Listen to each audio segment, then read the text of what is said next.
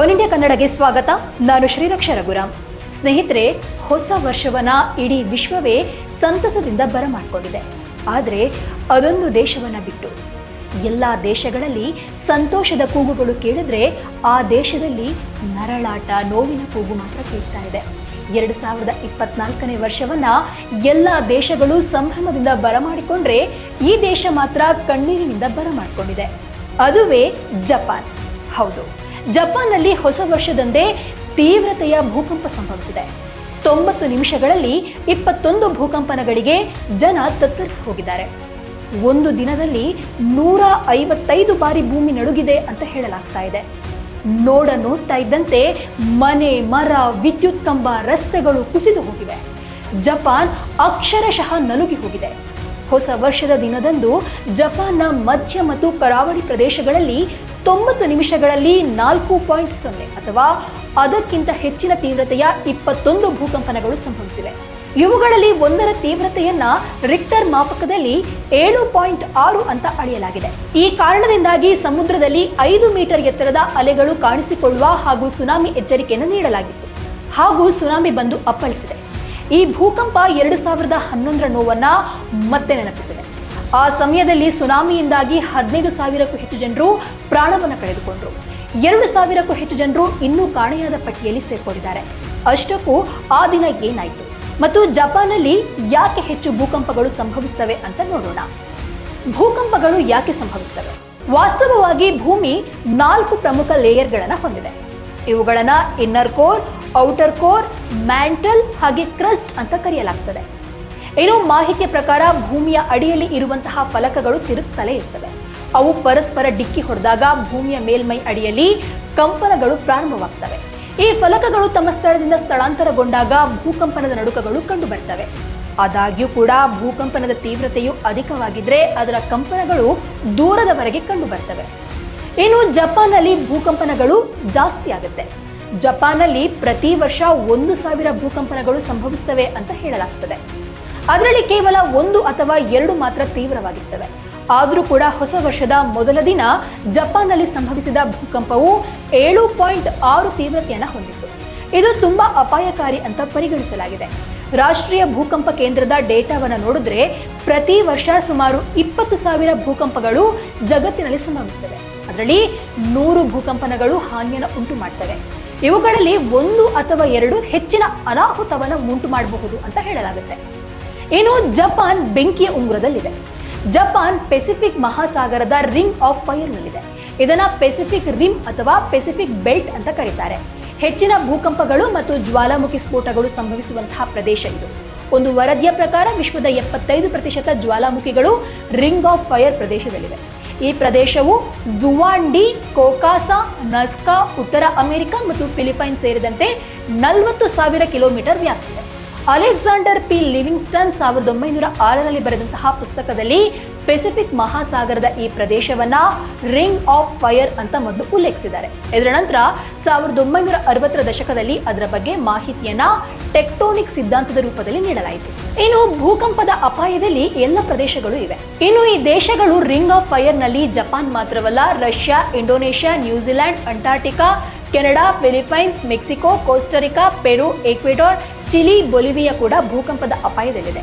ಇತ್ತೀಚೆಗಷ್ಟೇ ಇಂಡೋನೇಷ್ಯಾದಲ್ಲೂ ಕೂಡ ಇದೇ ರೀತಿಯ ಭೂಕಂಪ ಸಂಭವಿಸಿತ್ತು. ಇನ್ನು ಟೆಕ್ಟೋನಿಕ್ ಪ್ಲೇಟ್ಗಳು ಯಾವುವು? ರಿಂಗ್ ಆಫ್ ಫೈರ್ ಪ್ರದೇಶವು 2 ಟೆಕ್ಟೋನಿಕ್ ಪ್ಲೇಟ್ಗಳ ಜಂಕ್ಷನ್ ಆಗಿದೆ. ಈ ಫಲಕಗಳ ಘರ್ಷಣೆಯಿಂದ ಭೂಕಂಪಗಳು ಹುಟ್ಟಿಕೊಳ್ತವೆ. ಜಗತ್ತಿನ 90% ಭೂಕಂಪಗಳು ರಿಂಗ್ ಆಫ್ ಫೈರ್ ನಲ್ಲಿ ಸಂಭವಿಸಲು ಇದೇ ಕಾರಣ. ಟೆಕ್ಟೋನಿಕ್ ಪ್ಲೇಟ್ ಅನ್ನ ಲಿಥೋಸ್ಫೆರಿಕ್ ಪ್ಲೇಟ್ ಅಂತಲೂ ಕರೀತಾರೆ. ಇದು ಕಾಂಟಿನೆಂಟಲ್ ಲಿಥೋಸ್ಪಿಯರ್ ನಿಂದ ಮಾಡಲ್ಪಟ್ಟ ಒಂದು ರೀತಿಯ ಬಂಡೆಯ ಚಪ್ಪಡಿಯಾಗಿದೆ. ಇದು ಕ್ರಸ್ಟ್ ಮತ್ತು ಮೇಲಿನ ಮ್ಯಾಂಟಲ್ ನಿಂದ ಕೂಡಿದೆ. ಇದರ ಅಗಲ 5ರಿಂದ 800 ಕಿಲೋಮೀಟರ್ ವರೆಗೆ ಇರ್ತದೆ. ಅವುಗಳನ್ನ ಮೊದಲು 1967ರಲ್ಲಿ ಟೆಕ್ಟೋನಿಕ್ ಪ್ಲೇಟ್ ಅಂತ ಹೆಸರಿಸಲಾಯಿತು.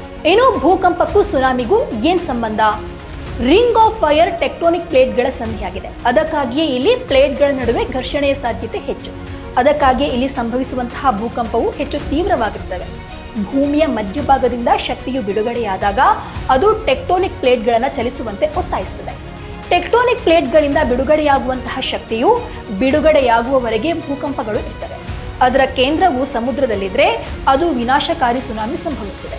ಈ ಟೆಕ್ಟೋನಿಕ್ ಪ್ಲೇಟ್ಗಳು ಪ್ರತಿ ವರ್ಷ ಕೆಲವೇ ಸೆಕೆಂಡ್ಗಳಲ್ಲಿ ಚಲಿಸ್ತವೆ. ಆದರೆ ಭೂಕಂಪ ಸಂಭವಿಸಿದಾಗ ಅವು ಹಲವಾರು ಮೀಟರ್ಗಳಷ್ಟು ಚಲಿಸ್ತವೆ. ಈ ವೇಳೆ ಸುನಾಮಿ ಸಂಭವಿಸುವಂತಹ ಸಾಧ್ಯತೆಗಳು ಹೆಚ್ಚಾಗಿರುತ್ತದೆ. ಇನ್ನು 13 ವರ್ಷಗಳ ಹಿಂದೆ ಜಪಾನ್ನಲ್ಲಿ ಭೂಕಂಪ ಮತ್ತು ಸುನಾಮಿ ಉಂಟಾಗಿತ್ತು. ಮಾರ್ಚ್ 11, 2011ರಂದು ಜಪಾನ್ನ ಪೂರ್ವ ಪರ್ಯಾಯ ದ್ವೀಪವಾದ ಒಶಿಕಾದಿಂದ 70 ಕಿಲೋಮೀಟರ್ ದೂರದಲ್ಲಿ ಪ್ರಬಲ ಭೂಕಂಪ ಸಂಭವಿಸಿತು. ಇದರ ತೀವ್ರತೆಯನ್ನ ರಿಕ್ಟರ್ ಮಾಪಕದಲ್ಲಿ 9 ಅಂತ ಅಳೆಯಲಾಗಿದೆ. ಇದು ಅದೆಷ್ಟು ತೀವ್ರವಾಗಿತ್ತು ಅಂತ ಅಂದ್ರೆ ಭೂಕಂಪ ಸಂಭವಿಸಿ ಸುಮಾರು 20 ನಿಮಿಷಗಳ ನಂತರ ಸುನಾಮಿ ಅಲೆಗಳು ಹುಟ್ಕೊಂಡವು. ಉತ್ತರದಲ್ಲಿ ಹೋಕೊಯ್ಡೋ ಮತ್ತು ದಕ್ಷಿಣದಲ್ಲಿ ಒಕಿನಾವಾ ದ್ವೀಪದಲ್ಲಿ ಸುನಾಮಿ ಅಪ್ಪಳಿಸಿತು. ಸುನಾಮಿ ಅಲೆಗಳು 10 ಮೀಟರ್ ಎತ್ತರದಿಂದ ಅಪ್ಪಳಿಸಿವೆ. ಭೂಕಂಪದ ನಂತರ 70ರಷ್ಟು ಪ್ರದೇಶ ನೀರಿನಲ್ಲಿ ಮುಳುಗಿ ಹೋಯಿತು. ಸುನಾಮಿ ಅಲೆಗಳ ಹೊಡೆತಕ್ಕೆ ಶಾರ್ಟ್ ಸರ್ಕ್ಯೂಟ್ ಉಂಟಾಗಿ ಪರಿಸ್ಥಿತಿ ಇನ್ನಷ್ಟು ಹದಗೆಟ್ಟು. ಅಷ್ಟೇ ಅಲ್ಲ, ಸುನಾಮಿಯ ಪ್ರಬಲ ಅಲೆಗಳು ಫುಕುಶಿಮಾ ಡೈಚಿ ಅಣುಸ್ಥಾವರವನ್ನ ಪ್ರವೇಶಿಸಿದ್ವು. ಪರಮಾಣು ಸ್ಥಾವರಕ್ಕೆ ಉಪ್ಪು ಸಹಿತ ಸಮುದ್ರದ ನೀರು ಸೇರೋದ್ರಿಂದ ರಿಯಾಕ್ಟರ್ಗಳು ಕರಗಲು ಪ್ರಾರಂಭಿಸಿದ್ವು. ಇದರಿಂದ ವಿಕಿರಣಶೀಲ ಅಂಶಗಳು ಸೋರಿಕೆಯಾದವು. ಇದರ ನಂತರ ಜಪಾನ್ ತನ್ನ ಎಲ್ಲಾ ಪರಮಾಣು ವಿದ್ಯುತ್ ಸ್ಥಾವರಗಳನ್ನ 3 ವರ್ಷಗಳ ಕಾಲ ಮುಚ್ಚಿತು. ಈ ದುರಂತದಲ್ಲಿ 2.28 ಲಕ್ಷ ಜನರು ನಿರಾಶ್ರಿತರಾಗಿದ್ದಾರೆ. ಇದು ಮಾತ್ರವಲ್ಲದೆ ಸುನಾಮಿಯಿಂದಾಗಿ 15,000ಕ್ಕೂ ಹೆಚ್ಚು ಜನರು ಪ್ರಾಣವನ್ನು ಕಳೆದುಕೊಂಡರು. 2,000ಕ್ಕೂ ಹೆಚ್ಚು ಜನರು ಇನ್ನೂ ಕಾಣೆಯಾದ ಪಟ್ಟಿಯಲ್ಲಿ ಸೇರ್ಕೊಂಡಿದ್ದಾರೆ. ಅವರು ಇನ್ನೂ ಕೂಡ ಪತ್ತೆಯಾಗಲಿಲ್ಲ. ಇನ್ನು ಜಪಾನ್ನಲ್ಲಿ ಜನರು ಹೊಸ ವರ್ಷದಂದು ಅತ್ಯಂತ ಸಂತೋಷದಿಂದ ಹೊಸ ವರ್ಷವನ್ನ ಬರಮಾಡಿಕೊಳ್ಬೇಕಾಗಿತ್ತು. ಆದರೆ ಭೂಕಂಪ ಅಲ್ಲಿನ ಜನರ ಸಂತೋಷವನ್ನ ಹಾಳು ಮಾಡಿದೆ. ಇದೀಗ ಈ ಸುನಾಮಿ ರಷ್ಯಾಗೂ ಬಂದು ಅಪ್ಪಳಿಸುವಂತಹ ಸಾಧ್ಯತೆ ಇದೆ ಅಂತ ಹೇಳಲಾಗ್ತಾ ಇದೆ. ಅಲ್ಲಿನ ಜನರಿಗೂ ಕೂಡ ವಾರ್ನಿಂಗ್ ಕೊಡಲಾಗಿದೆ. ಎತ್ತರದ ಪ್ರದೇಶಗಳಿಗೆ ಹೋಗಿ ಜಾಗೃತರಾಗಿರಿ ಅಂತ ಹೇಳಲಾಗಿದೆ. ಇನ್ನು ಬಾಬಾ ವಂಗ 2023ರಲ್ಲಿಯೇ 2024ರ ಭವಿಷ್ಯವನ್ನ ಹೇಳಿದ್ರು. ಏನಂತ ಹೇಳಿದ್ರೆ, ಪ್ರಾಕೃತಿಕ ವಿಕೋಪಗಳಾಗುತ್ತೆ, ಬಿರುಗಾಳಿ ಬೀಸುತ್ತೆ, ದೊಡ್ಡವರ ಸಾವಾಗುತ್ತೆ, ಡ್ರ್ಯಾಗನ್ ಕಂಟ್ರಿ ಅಂದ್ರೆ ಚೀನಾ ಅತ್ಯಂತ ಶಕ್ತಿಶಾಲಿಯಾಗುತ್ತೆ ಮುಂತಾದ ವಿಷಯಗಳನ್ನು ಹಂಚಿಕೊಂಡಿದ್ರು. ಇದೀಗ ಈ ಘಟನೆ ಅಂದ್ರೆ 2024ರಲ್ಲಿ ವರ್ಷದ ಮೊದಲ ದಿನವೇ ನಡೆದಂತಹ ಈ ಘಟನೆಯಿಂದಾಗಿ ಆ ಭವಿಷ್ಯ ನಿಜ ಆಗುತ್ತಾ ಅನ್ನುವಂತಹ ಭಯ ಒಂದ್ ಕಡೆ ಉಂಟಾಗ್ತಾ ಇದೆ. ಅವರ ಭವಿಷ್ಯ ಎಲ್ಲ ನಿಜ ಆಗ್ಬಿಟ್ರೆ ಪ್ರಪಂಚದಲ್ಲಿ ಒಂದಷ್ಟು ಒಳ್ಳೇದಾಗುತ್ತೆ, ಹಾಗೆ ಅಷ್ಟೇ ಕೆಟ್ಟದು ಕೂಡ ನಡೆಯುತ್ತೆ. ಒಟ್ಟಿನಲ್ಲಿ 2024 ಎಲ್ರಿಗೂ ಶುಭವನ್ನ ತರಲಿ ಅಂತ ಪ್ರಾರ್ಥನೆಯನ್ನ ಮಾಡಿದ್ರೆ 2024ರ ಮೊದಲ ದಿನವೇ ಪ್ರಪಂಚಕ್ಕೆ ಒಂದು ದೊಡ್ಡ ಪೆಟ್ಟನ್ನ ಕೊಟ್ಟಿದೆ. ಆದ್ರೆ ಮುಂದಿನ ದಿನಗಳಲ್ಲಿ ಏನೆಲ್ಲ ನಡೆಯುತ್ತೆ, ಒಳ್ಳೇದಾಗುತ್ತಾ ಅಥವಾ ಕೆಟ್ಟದಾಗುತ್ತಾ ಅನ್ನೋದನ್ನ ಕಾದು ನೋಡ್ಬೇಕಾಗಿದೆ. ಇನ್ನು ಸ್ನೇಹಿತರೆ, ಈ ವರದಿ ನಿಮ್ಗೆ ಹೇಗೆ ಅನಿಸ್ತು ಅನ್ನೋದನ್ನ ಕಮೆಂಟ್ ಮೂಲಕ ತಿಳಿಸಿ. ಹೀಗೆ ಮತ್ತೆ ಭೇಟಿ ಆಗ್ತಾ ಇರೋಣ. ಅಲ್ಲಿಯವರೆಗೂ ಧನ್ಯವಾದ.